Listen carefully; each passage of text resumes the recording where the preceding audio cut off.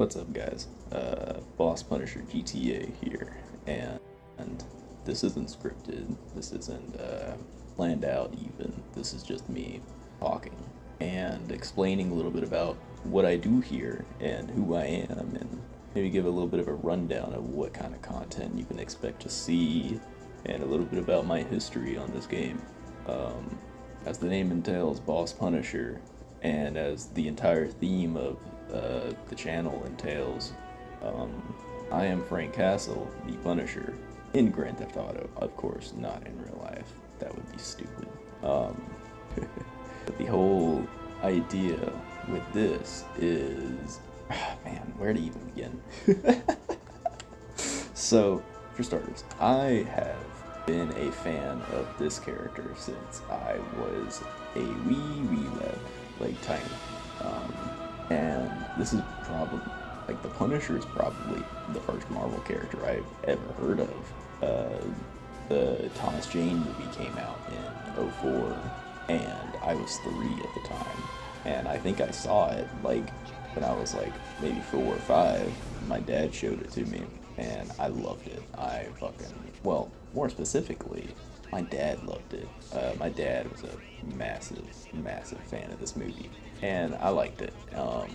And then I watched Punisher Warzone a couple of years later, and I was still a little kid. I didn't even have internet until I was maybe like 13 or 14. But like, I watched Punisher Warzone when I was a little bit older. I want to say I was maybe 10 or 11, found it at a family friend's house, movie collection. I was like, oh, Punisher. I remember watching this when I was a kid. And I remember thinking to myself, like, oh, wow, I'm going to rewatch The Punisher. And then I watched Punisher Warzone, thinking, wow, that was not Punisher.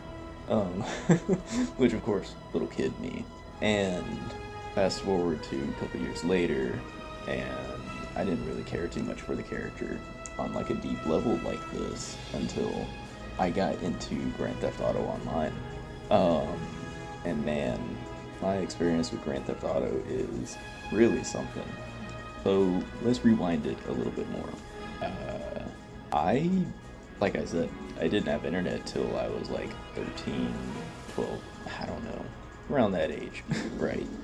And I had Grand Theft Auto 4 on the Xbox 360 and played it religiously. I'm talking like locked myself in my room, didn't talk to anybody. Literally all I played, I think I failed a grade literally just because I say literally a lot, but just because I was playing this game so much, and man, I loved it. I loved every bit of it. Not even the fucking DLCs, like not even the like Ballad of Gay Tony and Lost and the Damned. The base game is all I had, and I played that game so much. And you can imagine what little kid me was thinking in his head and playing as Nico Bellic, trying to resemble the Punisher best I can. Remember putting on the like black leather jacket, and that was when it all really started. But fast forward a little bit, and I'm hanging out with a buddy, and he's like, hey, I just got Grand Theft Auto 5, and I didn't have internet. I didn't know there was even a trailer, man. I didn't hear about Grand Theft Auto 5 until my friend came over with it. Like, I was like, whoa, that's, whoa! And it blew my mind. This game was a huge step for me, in terms of like, seeing a graphical leap in games for the first time and seeing this gameplay, in which, I've got gripes here and there about 5's gameplay, but I loved this as a kid.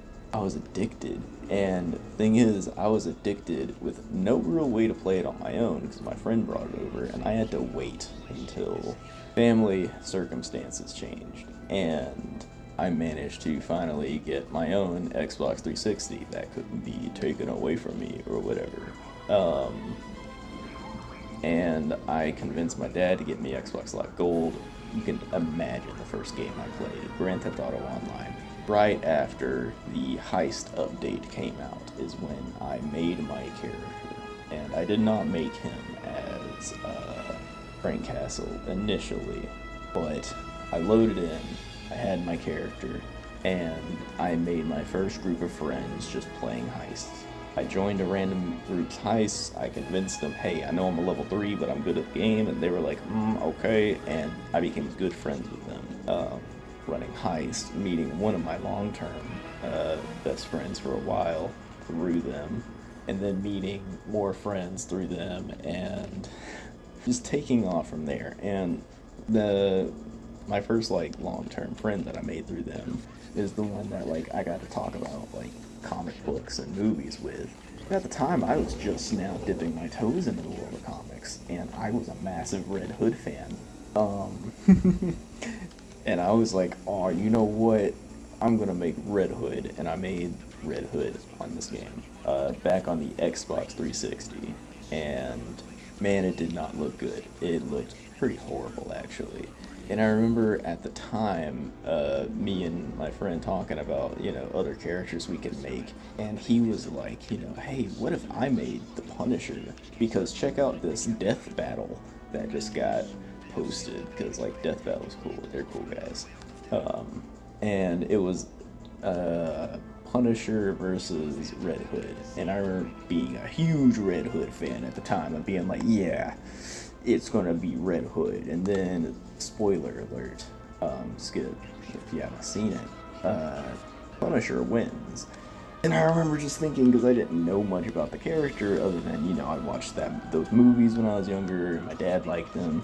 I remember thinking, no, that wouldn't happen. Punisher's not better than Red Hood. Being like offended as a kid, like. And thing is, I don't know, that also just kind of triggered like well, hold up, he's kind of cool for me. And it goes a little further than that. One of my best friends IRL, back in middle school, gave me a t-shirt, and it was very special to me. It was a very cool looking like Punisher skull.